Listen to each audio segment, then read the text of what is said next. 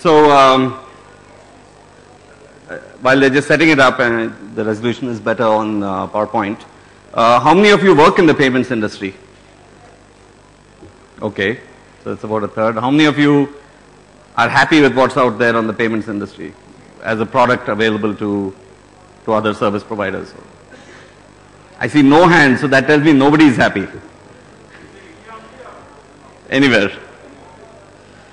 Okay, so there's one person. Great. So there's a lot of work to be done by the people in the industry. So I'm going to talk a little bit today about what's happening and some of the big things that are happening. I'm going to do this very quickly and spend most of the time on the demos. And the way we've set up the session, the whole track today is we'll start with some really cool demos of what's going on in the industry, and in the afternoon we'll be having three sessions that I'll talk about a little later. So as people talked in the morning, including Rajan spoke about it, and there were other questions in the audience and so on, there is a big tsunami coming in the payments industry, and there is a significant amount of value that will be created. And as okay. So this number here actually was the motivation for us to have this track.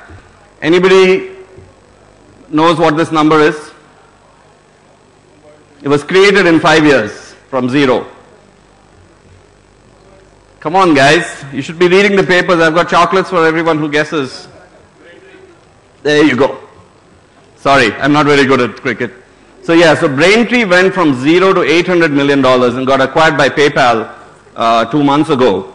Right? And this is the kind of disproportionate value that can be created in this industry because it's a really fundamentally tough problem that needs to be solved. And it is the foundation of pretty much any industry you can think of.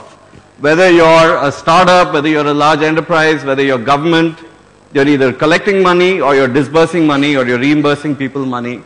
So whether it is a commerce transaction or a government disbursement or a payments refund, whether it is face-to-face, whether it is remote, which is sort of what exists in all parts of the world. And India has this additional thing of agent-based commerce where you can walk into a shop here and pay to recharge your Airtel mobile as an example.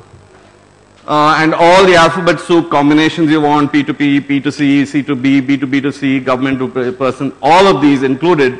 This is a fundamental problem in any business that nobody can avoid. And traditionally, India has lagged. I mean, yes, there is a lot of cash-based transactions that happens, but in electronic payments, India has never been at the forefront until recently. And of course, there's a lot of history behind this, the cash-based economy, parallel economy, whatever you want to talk about. But fundamentally, it also boils down to low percentage of banking penetration, very nascent payments infrastructure, and of course, low internet penetration. But as you look at all of those, you start realizing this is changing extremely fast. And as we talked about in the morning, creating $7 to $10 billion companies in India, all of them can only be $1 billion when they're collecting $100 million of revenue. This problem has fundamentally got to be solved. So, electronic payments in India actually has a lot more sort of strategic value to the government. And which is why you'll see as we talk this afternoon, especially on the Aadhaar and Aadhaar panel and so on, you'll see a lot of initiatives which are fundamental to the country being driven by the government, where the regulator is starting to loosen up and to put in a lot of regulations and infrastructure in place to drive electronic payments. So whether you're talking about government disbursements, programs like MREGA, which are 50, 60,000 crores in size, and have anywhere from 5 to 50% leakage, the scale and the cost of actually not having the right payments infrastructure is extremely high. I put in the cost of real estate there because any e-commerce, any retail person you talk to says in tier 1 cities today, the single biggest line item for them is not cost of goods, it's not cost of labor, it's cost of real estate. And if you talk to people like Kishore Biani, they will say that there is fundamentally not enough space in this country for retail. And so a lot of the retail has got to go to electronic or mobile commerce. And that means payments infrastructure has got to be solved. Of course, we've talked today about less than a quarter of the country having bank accounts and debit cards. We need to bring everybody else into the system, and that is going to happen through financial inclusion initiatives. And then several other activities, simple things like paying your utility bill can be a chore for several people in the country. And all of these are fundamentally because of the lack of proper payments infrastructure. However, I think we are at an inflection point, and it's really like a bunch of tsunamis that are coming to hit us. Clearly they might cause destruction, but they also create a lot of opportunity to rebuild and to do it right. And we're starting to see some of this happen. A lot of macro things happening as well, where mobile internet penetration is growing at 2 to 3 million users per month. Tablets are now really a very India-friendly platform and infrastructure, because they have very high reliability, very long battery life, and work very well in our infrastructure.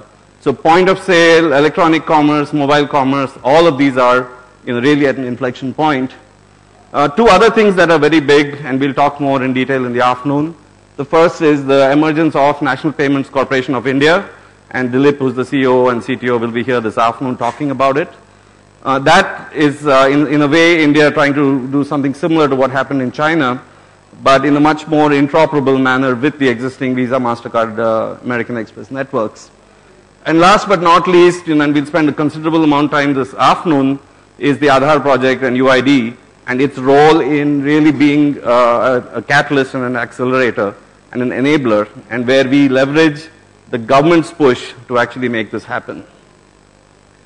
So today we've put together an amazing menu of speakers and presenters, and my colleague Puneet has been helping a great deal as well in putting this together, as well as the volunteers Deven, Trilok, and Tien. So we're going to start off now with some sort of cutting edge demos. I put the word bleeding edge, I thought it's not right, so it's cutting edge and leading edge demos.